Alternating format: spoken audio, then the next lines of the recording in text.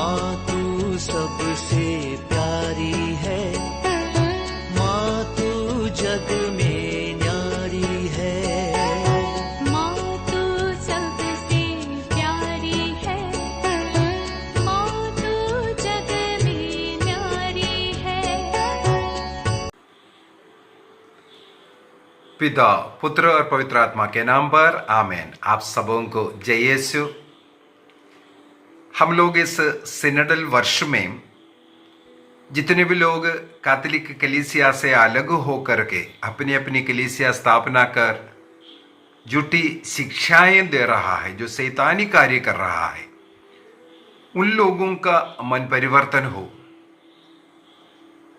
Catholic कलीसिया जिसे ईसा मसीह ने स्थापित किया, उस कलीसिया से जुड़ करके स्वर्ग राज्य के कार्य करें, इस आग्रह के साथ हम लोग प्रतिदिन कुछ न कुछ क्लास डालते जा रहा है। क्या क्या गलत शिक्षाएं वे दे रहा है, उसको समझ लें और उसमें सुधार लाएं। साथ ही साथ ईश्वर की एक योजना है, उस योजना के विरुद्ध कोई नहीं जाना चाहिए। ईश्वर की योजना के अनुसार ईसा मसीह संसार में आए, इस संसार में आकर के एक कलीसिया की स्थापना की। मैं कई क्लास इस विषय में डाल चुका हूं, किस प्रकार ईसा मसीह ने कलीसिया की स्थापना की, क्यों स्थापना की। एक बार और थोड़ा जल्दी जल्दी बोल करके देना चाहूंगा, ताकि जो पुराना क्लास जिन्होंने नहीं देखा उनको भी वो समझ में आए। कई लोग झूठी शिक्षा देता है कि ईसा मसीह संसार में आकर के कोई कलीसिया नहीं स्थापना किया, वो इधर कोई कलीसिया स्थापना करने के लिए नहीं आया। कुछ भी शैतान सिखा सकता है। यदि हम लोग मत्ती सुसमाचार अध्याय 14 को पढ़ेंगे, वहां पर जो पहला वाला रोटी का चमत्कार दिखाते हुए ईसा मसीह ने एक यहूदी समुदाय, जिसे हम लोग यहूदी यूकरिस्तीय समुदाय कहते हैं, यहूदी रोटी के समुदाय का या यूकरिस्तीय समुदाय का गठन किया। उस चमत्कार के द्वारा अनेकों यहूदी लोग मसीह में विश्वास किया, मसीह का फॉलोवर बना। इसके बाद मत्ती के सुसमाचार अध्याय 15 के अंदर ईसा मसीह के द्वारा दूसरा रोटी का चमत्कार दिखाया, वो गैर यहूदियों के बीच में था। इस प्रकार ईसा मसीह ने अब एक गैर यहूदी यूकरिस्तीय कलीसिया का स्थापना किया। रोटी का चमत्कार, अनेकों गैर यहूदी मसीह के साथ जुड़े, ये हम लोग आगे पढ़ते हैं। इसके बाद आकर के अध्याय 16 में हम लोग पढ़ते हैं ईसा मसीह पेत्रुस को एक कलीसिया का मुखिया के रूप में नियुक्त करता हुआ। ईसा मसीह ने पेत्रुस से कहा, मैं तुमसे कहता हूं, मैथ्यू चैप्टर 16 वर्स 18 में, मैं तुमसे कहता हूं कि तुम पेत्रुस अर्थात चट्टान हो, और इस चट्टान पर मैं अपना कलीसिया बनाऊंगा और अधोलोक के फाटक इसके सामने टिक नहीं पाएंगे। इसका मतलब ये केवल 4 वर्ष के लिए या 3 वर्ष के लिए नहीं स्थापित किया। ईसा मसीह के दोबारा आगमन तक उस कलीसिया रहेगा। शैतान या अधोलोक के फाटक इसके सामने टिक नहीं पाएगा, ये मसीह ने घोषणा किया। अर्थात पेत्रुस रूपी चट्टान पर जिस कलीसिया की स्थापना की, उस कलीसिया ईसा मसीह के दोबारा आगमन तक रहना है। अर्थात इस कलीसिया से जुड़ करके मसीही विश्वासी स्वर्ग राज्य की यात्रा करना है। एक और रीति से बोलूं, ईसा मसीह ने जिस यहूदी यूक्रिस्तीय ग्रुप को बनाया, इसके बाद गैर यहूदी ग्रुप को बनाया, इन दोनों ग्रुप को ईसा मसीह ने जिस कलीसिया की स्थापना किया पेत्रुस के अधीन में, अर्थात पेत्रुस के अधीन में इन यहूदी गैर यहूदी कलीसिया को स्थापित कर रख दिया। अब पेत्रुस उस कलीसिया का मुखिया है। अनेकों उदाहरण के द्वारा मैंने उसको बता कर दिया। एक जाते हैं लूकस के सुसमाचार अध्याय 22 वाक्य 30-31 के अंदर, लूक चैप्टर 22 वर्स 31, नहीं 31-32, वहां पर लिखा है, सिमोन सिमोन, शैतान को तुम लोगों को गेहूं की तरफ फटकने की अनुमति मिली है, परंतु मैंने तुम्हारे लिए प्रार्थना की। किसके लिए? पेत्रुस के लिए, क्योंकि ईसा मसीह ने पेत्रुस रूपी चट्टान पर अपना कलीसिया बना कर रखा है। यहूदी गैर यहूदी कलीसिया पेत्रुस रूपी चट्टान पर, अभी पेत्रुस के अगुवाई में इस कलीसिया को स्वर्ग राज्य तक पहुंचाना है।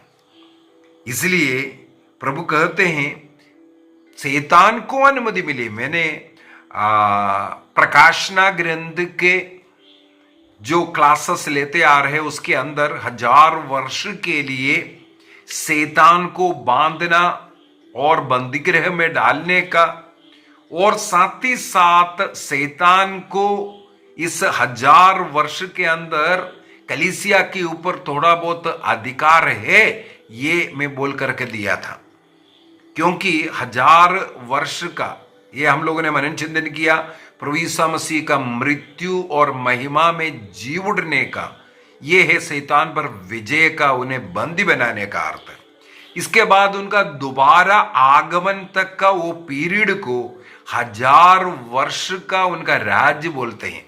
वो हम लोग 1 2 3 ऐसा गिनती में नहीं, 1000 वर्ष का मतलब वो एक लंबा वर्ष वो राज चलता रहा है। अभी मसीह का वो राज जो सहस्त्र जो 1000 वर्ष का राज चल रहा है, और इस समय पर शैतान अनेकों लोगों को भटकाएगा। शैतान अनेकों लोगों को मसीह से दूर करने का प्रयत्न करेगा, और शैतान अनेकों के माथे पर अपना छाप लगाएगा। शैतान के इच्छा के अनुसार जो मसीह ने जिस कलीसिया की स्थापना कर अपने संरक्षण की मोहर बना दिया है, उससे हटने वाला शैतान का छाप लिया हुआ लोग होता है। जो मसीह ने जिस कलीसिया की स्थापना की उस कलीसिया से हट करके अपना ग्रुप बना रहा है, उस शैतान का छाप लिया हुआ लोग। यहां पर ईसा मसीह ने पेत्रुस से कहा, सिमोन सिमोन, शैतान को तुम लोगों को गेहूं की तरफ फटकने की अनुमति मिल चुका है। वाक्य 32 के अंदर 32, Luke chapter 22 verse 32, Isa Masih कहते हैं, परंतु मैंने तुम्हारे लिए प्रार्थना की है जिससे तुम्हारा विश्वास नष्ट ना हो। जब तुम फिर सही रास्ते पर आ जाओगे तो अपने भाइयों को भी संभालोगे। तुम भी विचलित हो जाएगा। ईसा मसीह को छोड़ करके भाग सकता है, ईसा मसीह को मैं जानता तक नहीं, यह सब बोलने वाला है तुम, लेकिन तुम अपना विश्वास नष्ट नहीं करेगा। इसके लिए मैंने तुम्हारे लिए प्रार्थना की, क्योंकि मैंने तुम्हें इस कलीसिया का मुखिया बनाया है। तुम्हारा काम है अन्य भाइयों को भी संभालना। वहां से पेत्रुस कलीसिया को संभालना शुरू किया। यदि योहन का सुसमाचार उसके अध्याय 21 वाक्य 15, 16, 17 को अगर हम पढ़ेंगे, जॉन चैप्टर 21 वर्स 15, 16 एंड 17, हर वर्ड में ईसा मसीह पेत्रुस से कहते हैं, तुम मेरे भेड़ों को चराओगे, तुम मेरे मेमनों को चराओगे। अर्थात भेड़ों को, मेमनों को, इस कलीसिया को चराने का अधिकार ईसा मसीह ने पेतरुस को दिया। केवल इतना ही नहीं, मत्ती का सुसमाचार 16:19 के अंदर, मैथ्यू चैप्टर 16 वर्स 19 के अंदर लिखा हुआ है, मैं तुम्हें स्वर्ग राज्य का कुंची का मतलब हम लोग मनन चिंतन कर चुके हैं, अधिकार का चिन्ह। स्वर्ग राज्य का वो अधिकार पेतरुस को दिया। इसके बाद क्या कहते हैं, तुम पृथ्वी पर जिसका निषेध करोगे स्वर्ग में भी उसका निषेध होगा। तुम पृथ्वी पर जिसकी अनुमति दोगे स्वर्ग में भी उसकी अनुमति होगी। ईसा मसीह मानव जाति को मुक्ति देकर मर करके जी उठा और स्वर्ग गया। अभी यहां पर नियम बनाना, जो पुराना विधान का जो नियम चल रहा है उनमें से कुछ निकालना है, इसका सबका अनुमति ईसा मसीह ने कलीसिया को, पेतरुस को दिया। इसका मतलब कलीसिया जो नियम बनाकर हमें देता है, जो लोग मसीह की कलीसिया से जुड़ा हुआ है, मसीह से जुड़ा हुआ है, वे उस नियम का पालन करोगे, क्योंकि मसीह ने वो अधिकार कलीसिया को, पेतरुस को दिया है। तो पेतरुस के द्वारा, कलीसिया के द्वारा जो अधिकार प्राप्त व्यक्ति जो नियम हमें देता है उसका पालन करना हमारा कर्तव्य है। जो लोग ईश्वर का है, ईसा मसीह का कलीसिया से जुड़ा हुआ, शरीर से जुड़ा हुआ है, जो मसीह कहलाने योग्य है, वे उसका पालन करना है। ईसा मसीह ये कलीसिया बनाने का एक ही लक्ष्य है, ताकि इस कलीसिया से जुड़ करके सबके सब बच जाए। जो लोग इस कलीसिया से नहीं जुड़ा है, जॉन चैप्टर 10 वर्स 10, योहन का सुसमाचार अध्याय 10 वाक्य 10 के अंदर लिखा है, शैतान इसलिए आता है, जो जुड़ा हुआ चीज है उसको तितर बितर करने के लिए, तोड़ने के लिए, बर्बाद करने के लिए, अलग करने के लिए, मार डालने के लिए आया। आदम वाटिका में आदम और हेवा के बीच में शैतान आया, उनके आपस में भी टकराव हुआ, ईश्वर से भी अलग हुआ, मृत्यु आ गया। तो शैतान किसी व्यक्ति के जीवन में आता है, उस व्यक्ति को मसीह से अलग करवाना उसका प्रथम लक्ष्य है। आज ईसा मसीह से अलग होने का मतलब हो गया, मसीह ने जिस कलीसिया की स्थापना किया उस कलीसिया से अलग होना। ईसा मसीह ने कलीसिया का स्थापना कर अधिकार दिया, उस अधिकार के अधीन रहना नहीं चाहते अनेकों लोग। दूसरी बात, कलीसिया में नियम बनाने का और जो नियम है उसको समाप्त करने का अधिकार कलीसिया को मिला है। सुसमाचार का प्रचार करने का अनुमति कलीसिया को दिया है, हर इंडिविजुअल को नहीं दिया है। सुसमाचार का प्रचार करने के लिए ईसा मसीह के द्वारा भेजा जाना है। ईसा मसीह ने जिसे भेजा वो जाकर के कार्य किया। अपना मर्जी का ये जो कार्य करना, ये शैतान का कार्य है। जो सत्य अच्छा कार्य कर रहा है उसको बर्बाद करने के लिए कोई अपने को इसके अंदर डाल देगा और उसको बर्बादी करते रहेगा। तो भेजा जाना है, चुना हुआ व्यक्ति जो भेजा जाता है वही सुसमाचार का प्रचार करना है। किसको भेजता है? जो कलीसिया से जुड़ करके, जो कलीसिया जो शिक्षा दे रहा है उसको सिखाना है, अपने मर्जी से कुछ नहीं। मैं करीब मेरे हाल में 1998 से सुसमाचार का प्रचार करना शुरू किया, 1998 से। तब से लेकर के आज तक मैं कलीसिया से जुड़ा हुआ।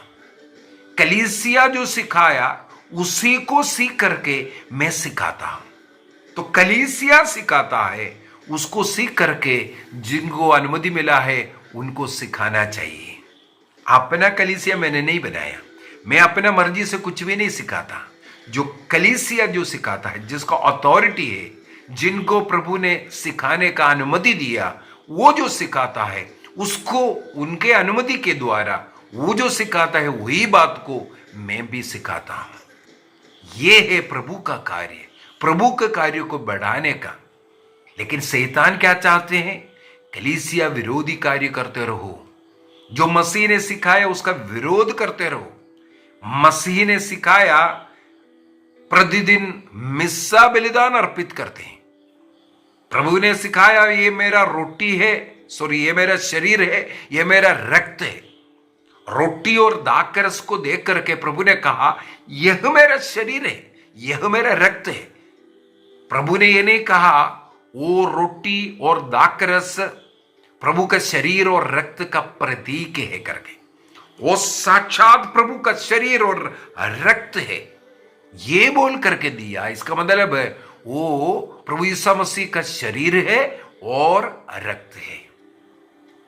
और हमें मालूम है आदिम कलीसिया प्रतिदिन ये प्रभु भोज मनाया जाता था।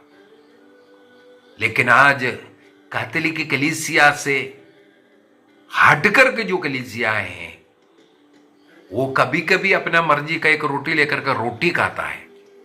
उन लोग विश्वास भी नहीं करता है प्रभु यीशु मसीह है, प्रभु यीशु मसीह का शरीर और रक्त है। इस प्रकार शैतान की इच्छा पर जो चलने वाले लोग, हमें मालूम है 17वीं सदी में मार्टिन लूथर के द्वारा 95 पॉइंट कैथोलिक कलीसिया के खिलाफ लेकर के, वो स्वयं एक पुरोहित था, कैथोलिक कलीसिया के एक पुरोहित है, उस कलीसिया के विरोध में 95 पॉइंट लिख करके आंदोलन शुरू किया। कलीसिया ने उन 95 पॉइंट को गहराई से पढ़ाई किया। मेरे विचार में, मेरा अगर याददाश्त सही है तो करीब 40 पॉइंट कलीसिया ने उसको स्वीकार किया। जिसे पेंटेकोस्टल कलीसिया सब बोलते हैं, दंडमोचन, पैसा लेकर के दंडमोचन देता था। बिल्कुल उस समय पर जो रोम में जो चर्च बना रहा था, बसिलिका बना रहा था, मेरे विचार में सेंट पीटर्स बसिलिका बना रहा था, उसके लिए पैसे के धन का जरूरत था। तो किसी ने संत पापा को रिकमेंड किया तो इस प्रकार हम लोग पैसा इकट्ठा कर सकता है। तो दंडमोचन ये पाप स्वीकार नहीं है। कई लोग ये भी गलत तो बोल करके सिखाते हैं। दंडमोचन क्या है? दंडमोचन का भी मैंने एक क्लास ले चुका है। पाप मुक्त पापों के जो कालिक दंड से कलीसिया को प्राप्त अधिकार के साथ जो रियायत देने के लिए, जो कालिक दंड से रियायत देने को दंडमोचन कहते हैं। उस कालिक दंड अर्थात इस संसार में रहते वक्त हमारे जिस पापों के लिए हमें मुक्ति मिल चुका है, उसका जो कालिक दंड है, इस संसार में रहते वक्त जो दंड भुगतना पड़ रहा है, उससे जो रियायत, जो कलीसिया को मिला हुआ अधिकार के साथ जो रियायत दे रहा है, उसको दंडमोचन कहते हैं। उसके लिए कलीसिया ने उस समय पर कुछ पैसा निर्धारित किया, पैसा दे दो, दंडमोचन ले लो। उसके ऊपर ऑब्जेक्शन हुआ, कलीसिया ने उसके ऊपर पढ़ाई किया, तुरंत नियम बनाया, पैसा लेकर के दंडमोचन नहीं देना। इसी प्रकार करीब उनका 95 पॉइंट के अंदर 40 करीब पॉइंट को कलीसिया ने स्वीकार किया। हाँ, हमारे अंदर इसका में मन परिवर्तन नियमों में लाना है, ये परिवर्तन जरूरत है। कलीसिया ने उसको सहृदय स्वीकार किया। लेकिन बाकी जो कलीसिया विरोधी जो बातें, कुछ संत पापा के विरुद्ध में जो बातें हैं, संत पापा के अधीन रहने की जरूरत नहीं के बातें, ऐसी ऐसी बातें कलीसिया ने स्वीकार नहीं किया। उसको प्रॉपर तरीके से मार्टिन लूथर को बताया गया।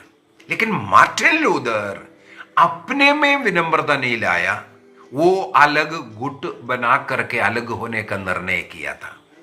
इस कारण उन्हें कलीसिया से एक्सकम्युनिकेट किया, निकाल दिया गया। और के द्वारा अलग चर्च शुरू हुआ।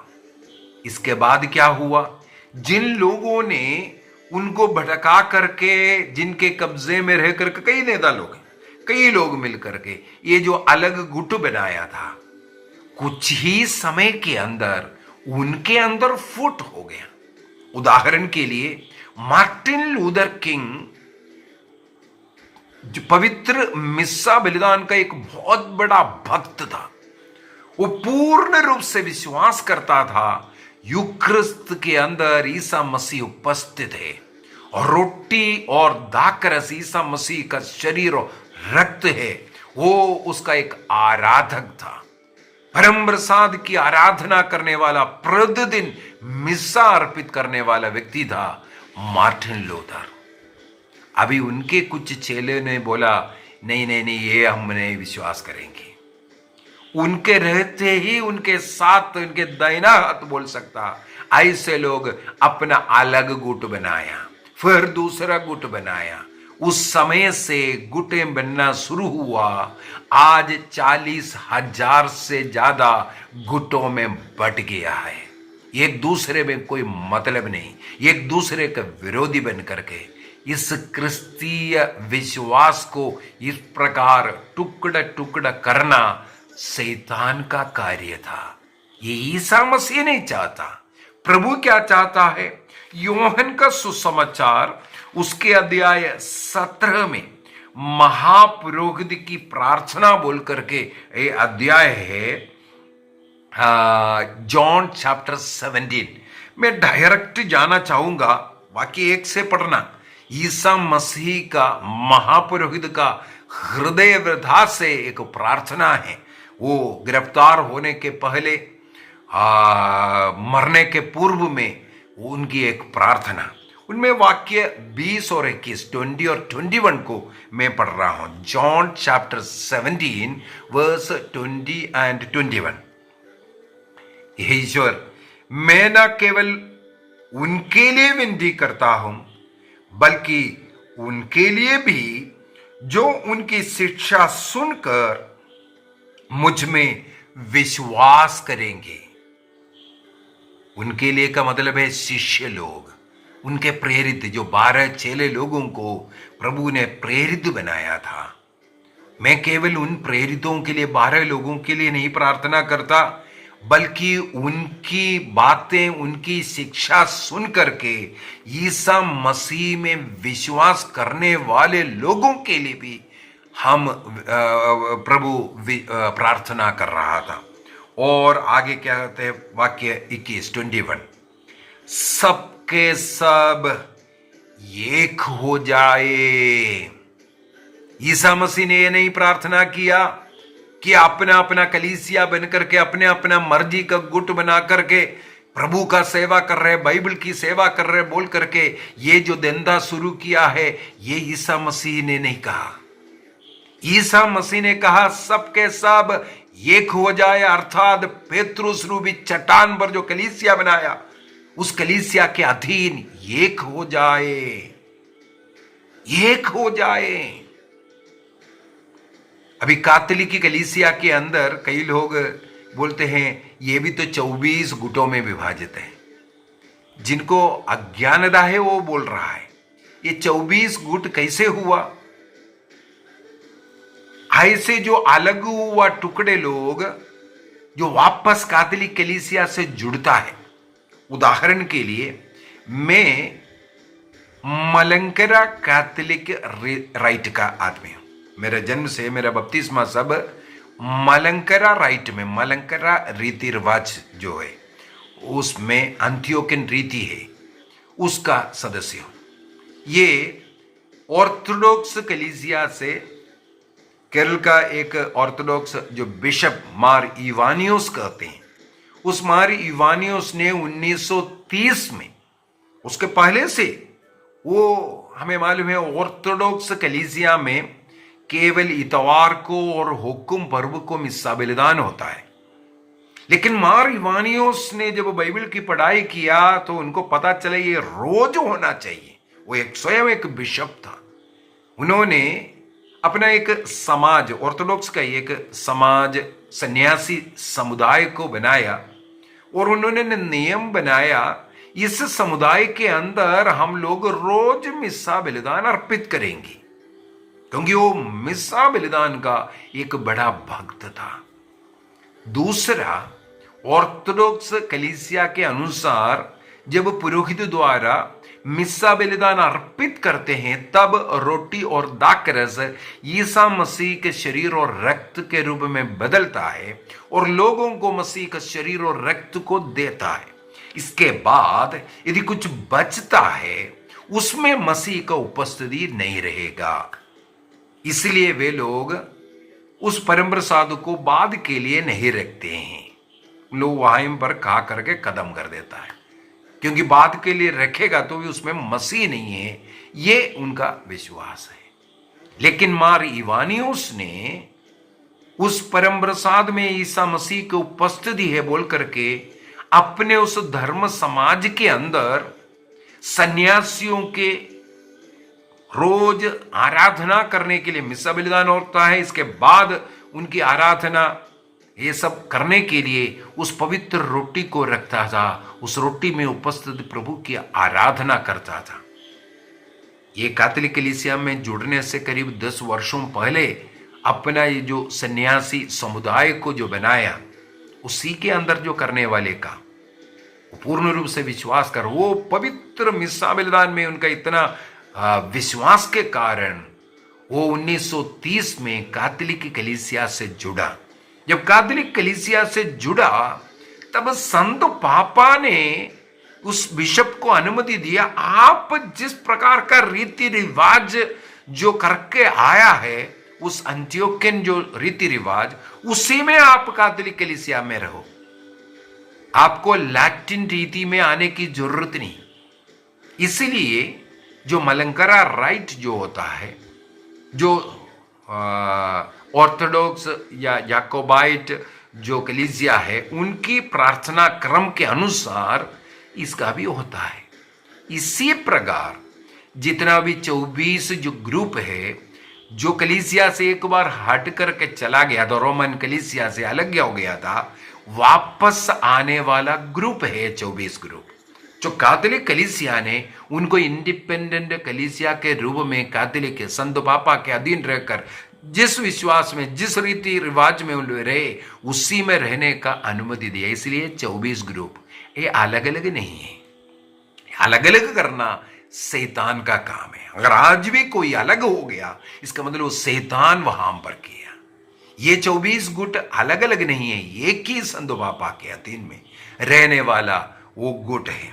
एक माता पिता का अगर 6 बच्चे हैं, 6 वे अपना विवाह के बाद अलग अलग रहता है, लेकिन वो उसी कुटुंब का है, उसी माता पिता के अधीन रहता है, लेकिन अपना अपना एक कुटुंब भी है। उसी प्रकार कैथोलिक कलीसिया में 24 जो कुटुंब है, फैमिलीज है, वो संत पापा के अधीन, उसी कैथोलिक कलीसिया मसीह के उस शरीर से जुड़कर के रहने वाला है। तो ईसा मसीह ये नहीं चाहता अलग अलग हो जाए, बल्कि वो प्रार्थना करते हैं सबके सब एक हो जाए। अभी एक होने से क्या फायदा है? आगे ईसा मसीह प्रार्थना करते हैं, पिता जिस तरह तू मुझ में है और मैं तुझ में, उसी तरह वे भी हम में एक हो जाए। यही ईसा मसीह का आग्रह है, यही ईश्वर का आग्रह है। अलग अलग गुट अपना अपना समुदाय बना करके, अपना अपना कलीसिया बना करके चलना नहीं, बल्कि मसीह चाहता है एक शिक्षा पर, एक अगुआ के अधीन एक बन करके रहे। जहां एकता है वहां पवित्र आत्मा है, जहां एकता नहीं है, फुट है, वहां शैतान है। तो हमें याद करना है कौन कलीसिया एकता में रहता है, मसीह से शरीर से जुड़ करके, उस ईसा मसीह ने जो स्थापित किया हुआ कलीसिया से जुड़ करके कौन रहता है? वो पवित्र आत्मा से जुड़ा हुआ है, पवित्र आत्मा उस व्यक्ति में है, और जो उससे कट कर कर रहा है वे शैतान से जुड़ करके वो मोहर लिया हुआ, शैतान का छाप का मोहर लिया हुआ वो लोग हैं। तो हम निर्णय करें, उस कैथोलिक कलीसिया मसीह ने स्थापित किया, लेकिन अन्य कलीसिया हैं शैतान का गुट। चाहे कितना भी झूठी बातें फैलाए शैतान, प्रभु ने कहा अधोलोक के फाटक इसके सामने टिक नहीं पाएगा। इसलिए कैथोलिक कलीसिया बढ़ते जा रहा है। शैतान में भी शक्ति है, वो चिन्ह चमत्कार दिखाएगा, अन्य लोगों को आकर्षित कर उनकी बर्बादी के लिए। निर्णय कीजिए, कैथोलिक कलीसिया से हम जुड़े रहेंगे। कलीसिया जो शिक्षा देता है उसको सीखेंगे, क्योंकि मसीह ने कैथोलिक कलीसिया को अथॉरिटी दिया शिक्षा देने के लिए। जो शिक्षा कलीसिया देता है वही सही शिक्षा है, उसके अनुसार चलने का निर्णय करें। हम इस समय पर जितने भी ऐसे अलग हुए, टूटे हुए उन कलीसियाओं के लिए प्रार्थना करें। 40 गुटों में बट गया है।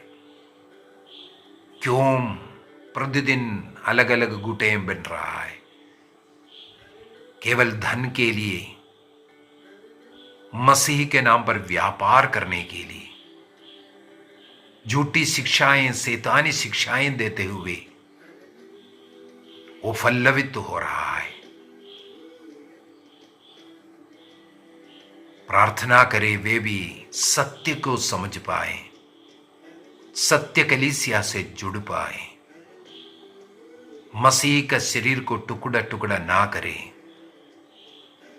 मसीह एक है, उनका शरीर एक है, नाना प्रकार के अंग हो सकता है। निर्णय कीजिए। मसीह ने जिस कलीसिया की स्थापना किया, पेत्रुस को जिसको चट्टान बनाकर रखा, उनके उत्तराधिकारी संत पापा का आदर सम्मान करते हुए उस कलीसिया से जुड़ेंगे। स्वर्ग राज्य जाने का यही एक तरीका। निर्णय कीजिए, लौटने का निर्णय कीजिए, विनम्रता लेके आइए। शैतान अहंकारी है, झूठा है, उसका स्वभाव से हमें विनम्र बनने की जरूरत है। स्वीकार कीजिए, विनम्र बनकर सत्य कलीसिया को स्वीकार कीजिए। पिता, पुत्र और पवित्र आत्मा के नाम पर आमीन। आप सबों को जय यीशु।